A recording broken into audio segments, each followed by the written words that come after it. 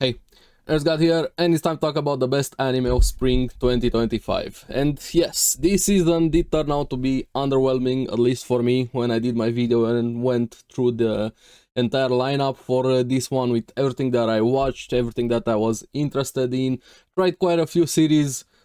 Some of them did stick, some of them did not, and here is gonna be the lineup with what I think are the best that I recommend, sequels and new series, of course, only from everything that I was interested in and things that I like. Gonna give a bit of an overview of them. I'm not gonna go into spoilers and see which ones were the best from this season. And I saw quite a few people did turn around to come to the same conclusion that this season was a bit underwhelming. But I'm curious for you guys, how many series are you watching from this season? Was it underwhelming for you?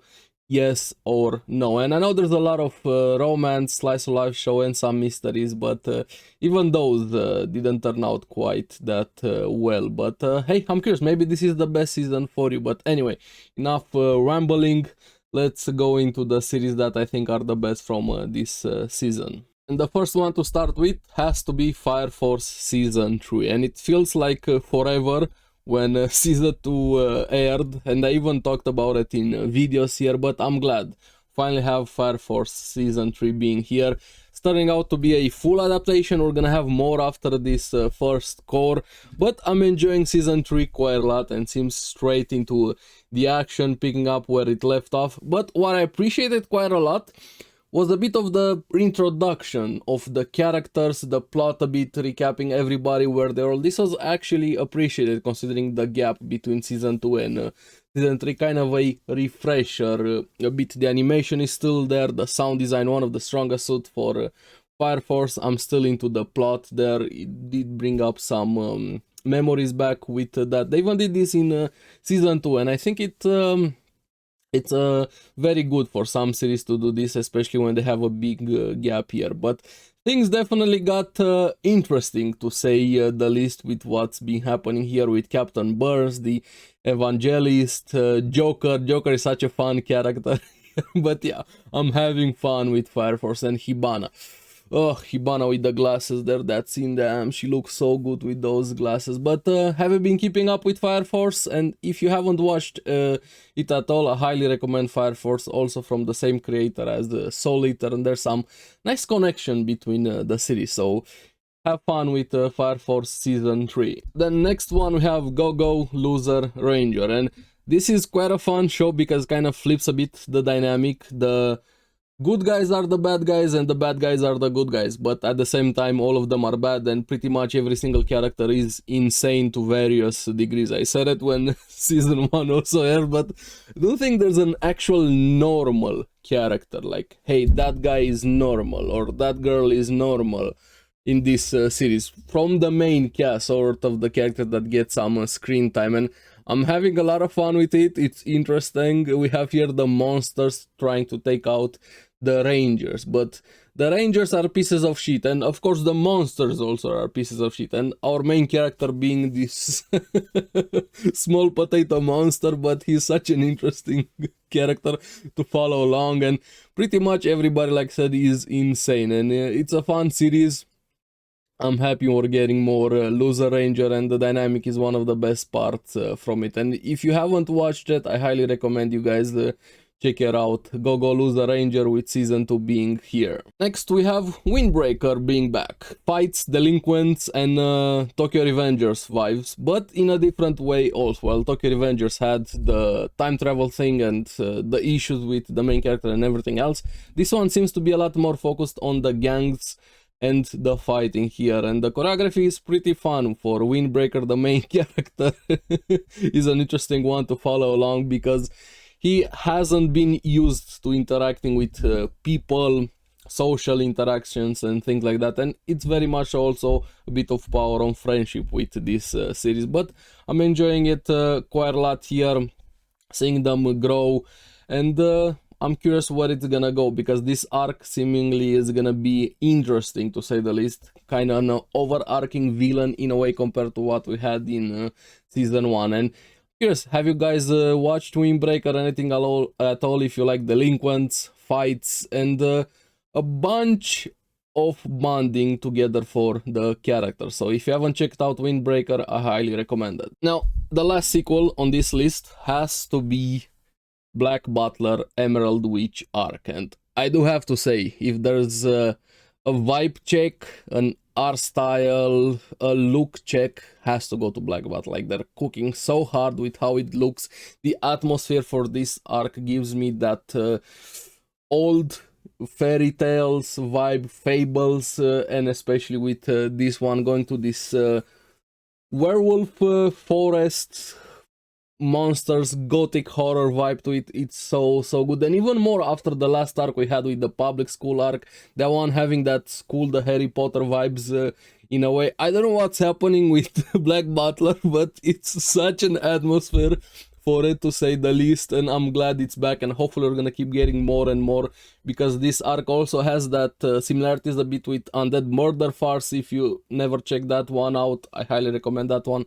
Vanitas also, or maybe you watch the Grimm TV show. I really like this vibe, the gothic horror vibe with all the fables here, and hey, demons, butlers, and werewolves and everything in between here, supernatural, detective. I'm curious where this arc is going to go, and I'm hooked to say the least with Black Butler. And if you haven't started anything with Black Butler, highly recommend checking out the fillers list watch order to check out, because season 2 and some things skip, and the movies and so on, but then the public school arc and this one with Emerald Witch, stellar what they have been doing with the adaptation. Now we're gonna talk about new series, and the first one has to be Sword of the Demon Hunter Kijin Gentosho. I'm sorry if I'm butchering the name. This one has very Demon Slayer vibes and some Dororo. It's a bit more serious leaning into this, and I highly recommend. I'm gonna just focus a bit on episode 1, very slight spoilers here. The vibe is great, the animation, the action is here, but it's definitely a bit more serious with some of the things that are happening, and I'm glad the first episode is 1 hour. I wish more series would do this. I love series that start with an 1 hour. The expectations, the setup, the build up is a lot more there when you get a series like this, and I'm liking this one. I'm interested in the world, the characters, and it definitely hits you in the emotions and some heavy things happening to the characters. But if you haven't checked this one out, I highly recommend it, especially if you liked Demon Slayer, like I said, and Dororo. I feel like it leans a bit more into the Dororo side of things, that period there. But yeah, Sword of the Demon Hunter, check it out, one of the best new series from spring 2025. This next one, to be Hero X, quite intriguing. Kind of reminds me a bit of the Incredibles, combined with The Boys and some Link Click vibes. If you haven't watched Link Click, I highly recommend it.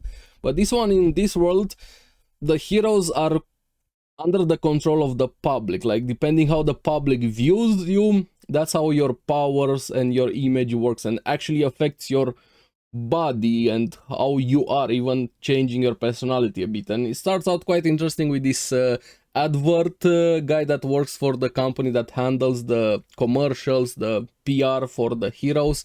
He gets into a situation and ends up in the hero world. I'm gonna talk without spoilers, being very vague, and the animation and the art style definitely reminds me a bit of Arcane there. Looks gorgeous, I really like it quite a lot. Highly recommend watching it in the Chinese dub, and I'm interested into this world. I hope it's gonna keep getting better and better. This is one of the best new series to be Hero X, and I hope more people check it out. And it seems like the Chinese animation is actually hyping up to hit the industry more and more here. So, to be Hero X. Now this next one, from Old Country Bumpkin to Master Swordsman. I like it because it reminds me quite a few of other series where the main character is dense, both to the romance, but especially to him being very powerful and being very humble.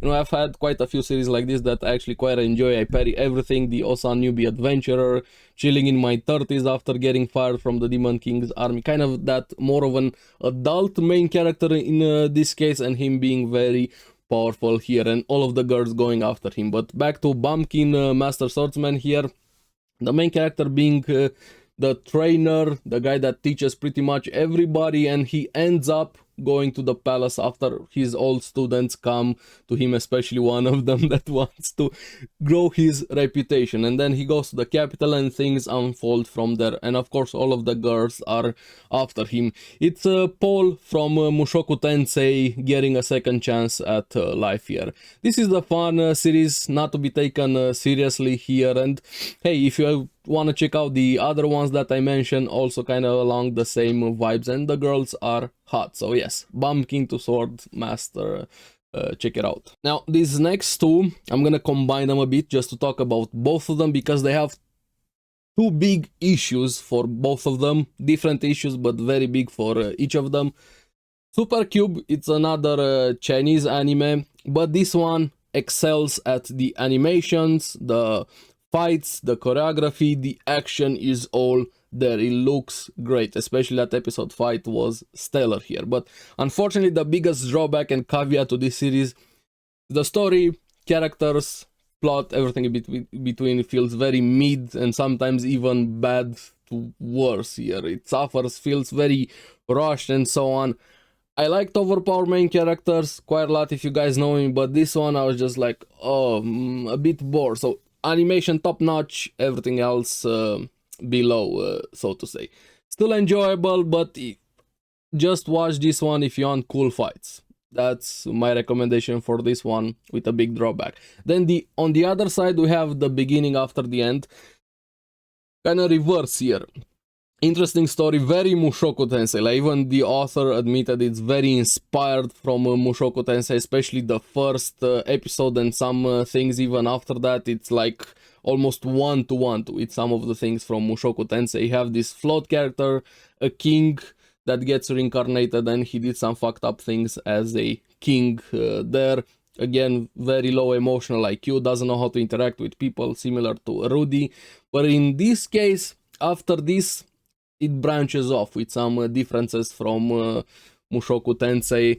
And I know the source material readers like it quite a lot. I know some things beyond the anime also, I'm intrigued, I like this type of things. But the biggest drawback is the strongest point of Super Cube.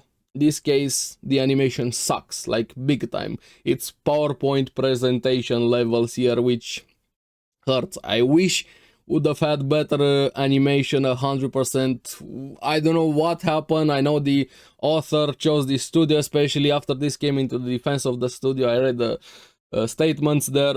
I don't know, but hey, this is what we got.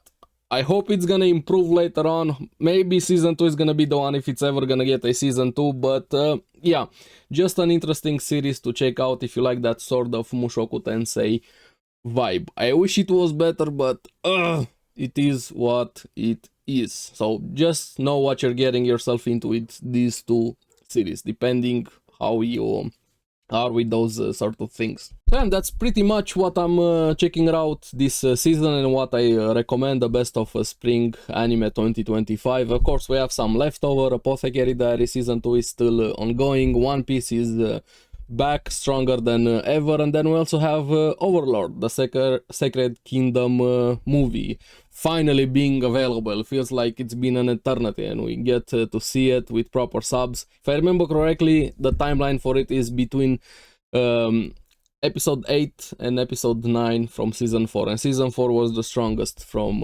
Overlord here. But yeah, let me know in the comments below what series are you guys watching, what are you gonna check out. Do you think this season is underwhelming overall, or is it the best season from maybe you found so many series and everybody else is wrong that saying that is underwhelming? And as always, thank you very much for watching. Remember to like and subscribe, helps me quite a lot, and you guys get the latest videos on the series and anime that I follow. So keep enjoying. I'm gonna see you again on the next one. Bye bye.